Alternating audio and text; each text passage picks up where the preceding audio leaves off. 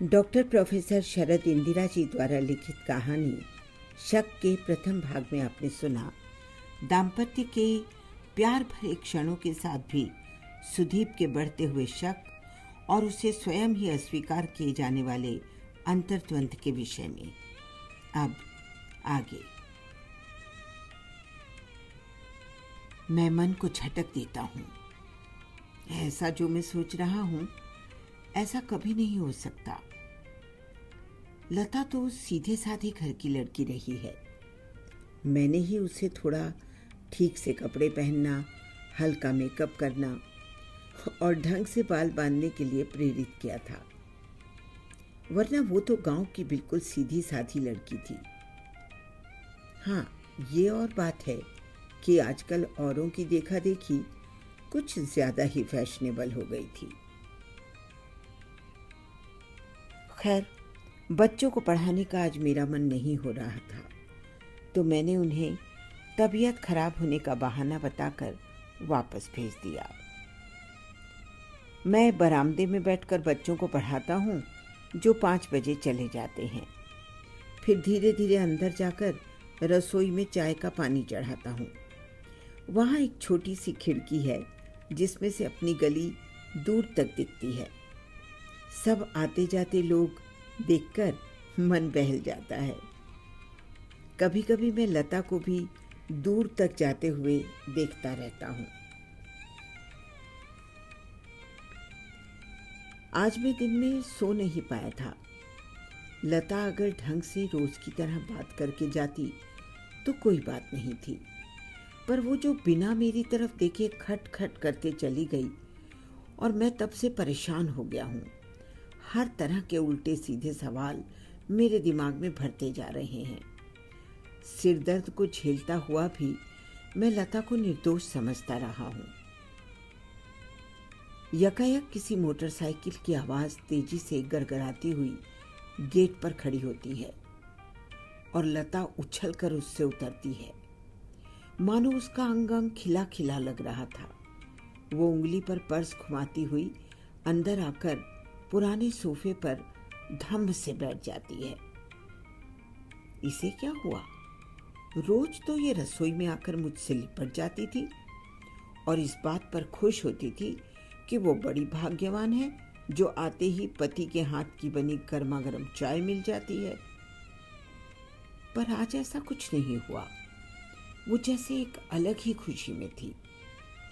मैंने झट से फिर खिड़की के बाहर देखा तो हट्टा कट्टा काला चश्मा लगाए कोई था जो मेरे घर को घूरते हुए जैसे मेरी औकात नाप रहा हो।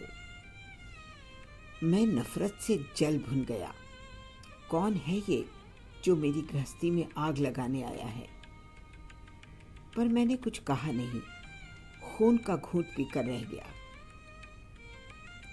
मैं उसके पास सोफे पर जाकर बैठ गया और ऐसे शो किया जैसे मुझे कुछ पता ही नहीं है, और अगर है भी तो मुझे उससे कोई फर्क नहीं पड़ रहा।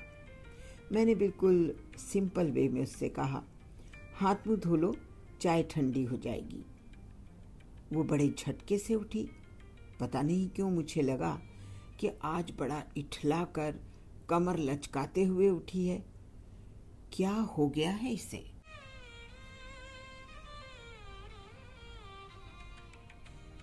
मैं अब तक सारी सोच भूल चुका था जो मैं दिन भर सोचता रहा था।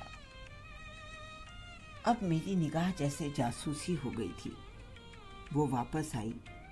हमने थोड़े नाश्ते के साथ चाय पी। अब मुझे वो रोज की तरह लगने लगी थी। मुझे खुद पर बड़ी ग्लानि हुई। क्या मैं उसके बारे में गलत सलत सोचने लगा हूँ? वो मोटरसाइकिल वाला इसका कोई कलीग रहा होगा। किसी रास्ते चलते के साथ तो इस तरह बैठकर आएगी नहीं। पर इतनी देर हो गई इसे आए और इसने एक बार भी उस आदमी का जिक्र नहीं किया कि वो कौन था और ये उसके साथ कैसे थी। चाय पीकर रोज ये उठ जाती थी रसोई में शाम का खाना बनाने के लिए। मैंने देखा कि यह आज उठी नहीं, और ये भी देखा कि वो मुझसे बिल्कुल सट कर बैठी थी। शायद सुबह वाले खुद के बर्ताव के बारे में उससे कुछ फील हुआ होगा और अब थोड़ा करीब बैठना चाह रही होगी। उसका हाथ मेरी जांघ पर आया। मेरा टीचर दिमाग झुंझला गया। ये क्या बदतमीजी है? अगर कुछ अफसोस है थोड़ा सा भी तो मुंह तो है ना। सुबह मुझे चप्पल मार के गई थी, पर उस एक्शन में प्यार और अधिकार सब कुछ था। मैं सारा दिन अपनी गलती ढूंढता रहा और माफ़ी, हाँ, माफ़ी तक मांग लेने की सोच रहा था। सोचता रहा, पर इसके तो ढंग ही अजीब दिख रहे हैं। उसे अगर थोड़ा सा भी दुख है तो बता दे कि वो कौन था। मन में तेरे किस तरह की बात है, किस तरह का डर है? उसका हाथ शायद पास बैठे होने से मेरी जांघ पर आ गया था और मैं जो सोच रहा था वैसा कुछ नहीं था। खैर, रोज की तरह सोते जागते कराहते बेचैनी से इधर उधर टहलते रात गुजरी। रोज की तरह दिन की शुरुआत हुई। चाय नाश्ता, फिर जल्दी जल्दी उसका खाना बनाना और मेरे लिए ढक कर रखना। सब कुछ बिल्कुल यंत्रवत चल रहा था। पर मेरे मन में शक का जो भयानक कीड़ा घुस चुका था, वो जैसे अपने हाथ पैर पसार रहा था। मैं उसके हर क्रियाकलाप को बहुत ही जासूसी नज़र से देख रहा था। उसने आज वो साड़ी निकाली थी जो मुझे सबसे ज़्यादा पसंद थी। मुझे बहुत गुस्सा आया। जी चाहा कि चीख कर उससे कहूँ कि अरे तुम ये मत पहनो, ये तो हमारी निहायत पर्सनल है। पर आवाज़ निकली नहीं, बल्कि शक पर और गहरा ठप्पा लग गया। सिंपली बाय करके वो आज फिर खट खट करके गेट से बाहर जाने लगी। एक तो मैं ये इसकी खट खट बंद करवा के रहूँगा।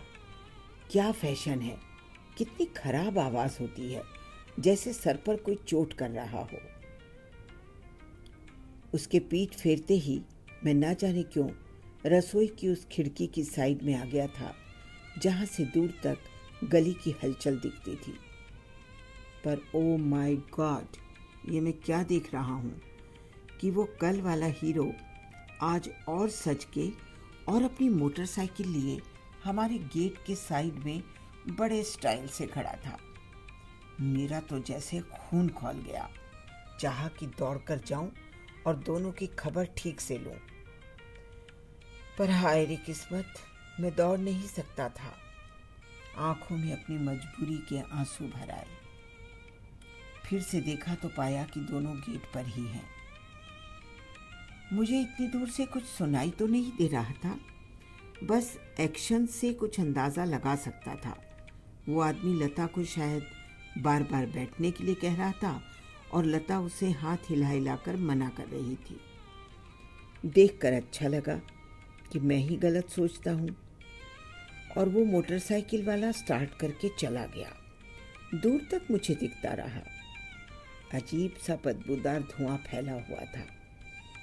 अब मैंने सोचा इसके आने की आहट तो कतई नहीं हुई। ये बंद मोटरसाइकिल को लाया होगा, पर ऐसा क्यों? दिमाग घूम गया। कुछ तो साजिश है। लता पैदल पैदल जाती दिखाई दे रही थी। मैं खिड़की पर खड़ा खड़ा थक गया था और हटने ही वाला था कि मैंने देखा कि दूर जहाँ गली का मोड़ जैसा था, वहाँ उसने मोटरसाइकिल रोक रखी थी, जैसे लता के वहाँ पहुँचने का इंतज़ार कर रहा हो। मैं देखता रहा कि अब आगे क्या होता है। पाया कि जो ड्रामा गेट पर हो रहा था वो वहाँ फिर शुरू हो गया। वो बार बार बैठने को कह रहा था और लता उसे मना किए जा रही थी। सुबह से बादल घिरे हुए थे, धूप तो कतई नहीं थी, ठंडी हवा ऐसी कि कपड़े उड़े चले जाएं। लता जब निकली थी तो बिजली कड़कने लग गई थी और लगता था कि किसी भी क्षण बारिश आ जाएगी। फिर से जोर से बिजली कड़की और मैंने देखा कि लता ने अपनी साड़ी को अपने चारों ओर कसकर लपेट लिया। पर्स को सीने से लगाकर सिर पर साड़ी कस के लपेटकर वो उसकी मोटरसाइकिल पर बैठकर चली गई। बारिश की रिमझिम शुरू हो चुकी थी। स्कूल पास ही था। वो लोग जल्दी पहुंच गए होंगे, वरना भीग जाते।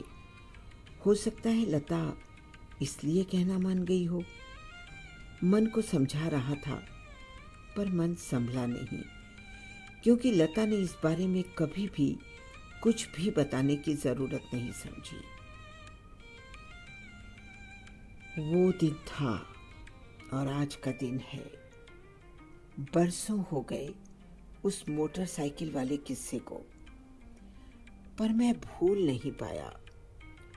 रोज मैं उसे दूर तक जाते हुए देखता हूँ और उसकी छुट्टी के टाइम भी मेरा मन चाय बनाने में नहीं लगता, क्योंकि मेरी नज़र खिड़की के पार रहती है। सुना था कि शक का कीड़ा एक बार अगर दिमाग में घुस गया तो कभी निकलता नहीं है, और मैं उस कीड़े का शिकार हो चुका हूँ, शायद हमेशा हमेशा के लिए। तो दोस्तों, हर रिश्ते में शक से सदा दूर रहिए, और फिर भी शक का कीड़ा पीछा न छोड़े तो बेहतर होगा जिस पर शक है उससे खुलकर बात कर ले। शायद शक दूर हो जाए, गलतफहमियां दूर हो जाएं, है ना? और हाँ, अगर पसंद करते हैं मेरी कहानियाँ तो लाइक, सब्सक्राइब और शेयर ज़रूर करें। जल्द मिलेंगे एक और बेहतरीन कहानी के साथ। मेरे चैनल का नाम तो आपको याद है ना? जी हाँ, जिंदगी के रंग पुखराज के संग। स्पॉटिफाई पॉडकास्ट पर और यूट्यूब पर। Thank you.